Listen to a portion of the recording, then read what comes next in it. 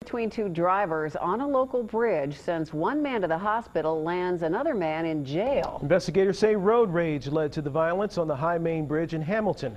Local 12 news reporter Larry Davis is live in Hamilton now with more on what happened there. Larry. Hi, Curtis. Well, this is yet another example as to how dangerous road rage can be. Now, the victim tells us today that the attacker went after him, and when he did, he held up his hand to prevent being slashed in the face with a knife or some type of sharp object. He really wasn't sure what it was, but he held his hand up, and the result was it cut right through his wrist, severed his tendons all the way to the bone. And he fears now he may have possible permanent damage to his hand. 32-year-old David Wesley was arraigned this morning in Hamilton Municipal Court. A judge set his bond at $40,000 cash. Wesley was charged with felonious assault following a road rage incident here on the High Main Street Bridge near B Street last night.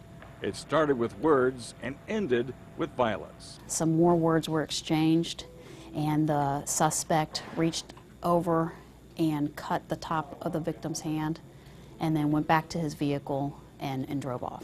The incident started here at this railroad crossing on Martin Luther King Drive.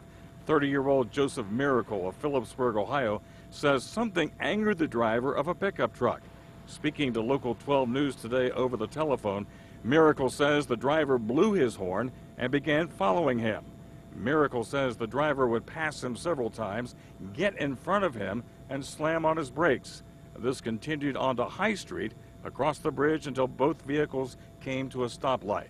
That is when Miracle, who identified Wesley as his attacker, says he was slashed with a knife or some type of razor. Police say they later arrested Wesley based on information from the victim, who drove himself to Fort Hamilton Hospital for treatment. Hamilton Police Officer Kristy Collins says road rage incidents occur from time to time, and she says the key is to remain calm. Patience.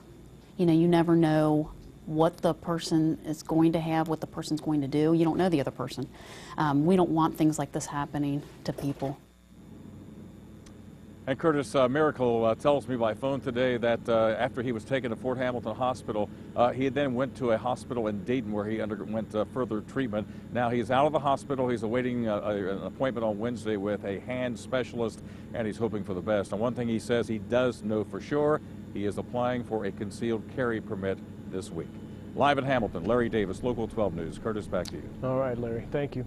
Police still aren't sure what weapon was used in the incident. Wesley will be in court December 23rd. Until then, he's been ordered not to have any contact with the victim.